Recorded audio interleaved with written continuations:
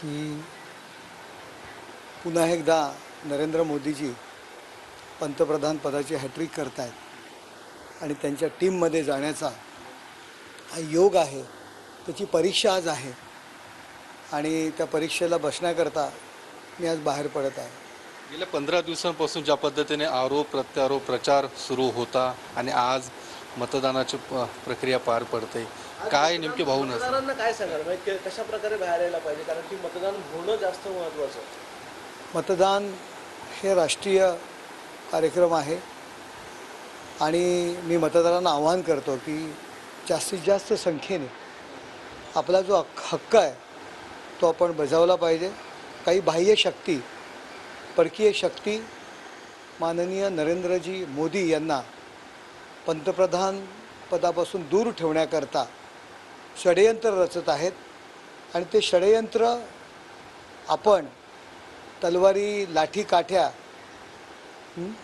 हे न घेता त्या षडयंत्राला विरोध आपण मतदानाने करायचा आहे आणि बहुसंख्य मतदारांनी बाहेर पडायचं आहे आणि पुन्हा एकदा नरेंद्र मोदी यांची पंतप्रधान पदाची हॅट्रिक आपल्याला करायची आहे आणि त्या कार्यक्रमामध्ये, त्या महोत्सवामध्ये हा भारत देश जगामध्ये महासत्ता बनवण्याच्या दृष्टीने माननीय नरेंद्र मोदी साहेब जे प्रयत्न करत आहेत त्या यज्ञामध्ये आपण सामील व्हायचं. सर, पण तुमचे जे विरोधी उमेदवार आहेत राजन विचारे यांनी निवडणूक आयोगाकडे तक्रार केलेली आहे.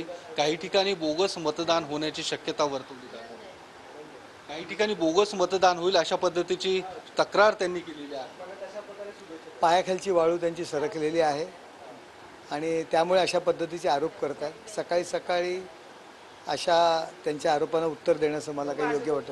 नगरसेवकासाठी इतके वर्ष निवडणूक झाली आणि तुम्ही गोवाळ्याचे ऑप्शन करते, आज एक खासदारकीसाठी निवडणूक लढताय, काय वाटतं? खूप आनंद होत आहे. त्यांची खूप दिवसाची इच्छा आज पूर्ण होत आहे. खूप दिवसाची इच्छा होती ती पूर्ण होत आहे. त्यांना पण खूप आनंद आणि आम्हाला पण खूप आनंद होत आहे. गेले काही दिवस थोडे हेक्टिक झाले असतील, धावपळ. हो, म्हणजे 1 महिन्याचा प्रचार होता तो आज 15 दिवसात त्यांनी कंप्लीट केलेला आहे.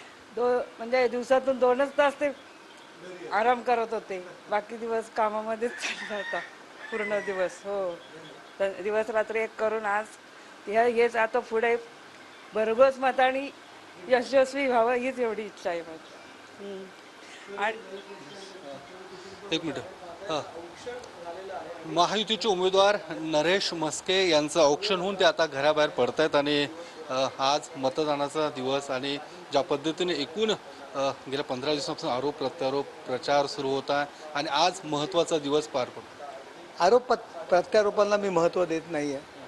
आम्ही काम केलेलं आहे, विकासाचे मुद्दे घेऊन आम्ही लोकांसमोर जातो आहे आणि पायाखालची वाळू सरकल्यामुळे आणि प्रचारासाठी काही मुद्दे नसल्यामुळे वैयक्तिक आरोप प्रत्यारोप करत आहेत. पण सुज्ञ जनता याला चोख उत्तर देईल मतदानाने. तुमचे जे विरोधी उमेदवार आहेत राजन विचारे यांनी निवडणूक आयोगाकडे तक्रार केलेली आहे की ठाण्यातल्या काही भागामध्ये बोगस मतदान होण्याची शक्यता आहे. त्या संदर्भात त्यांनी ही तक्रार केली. राजन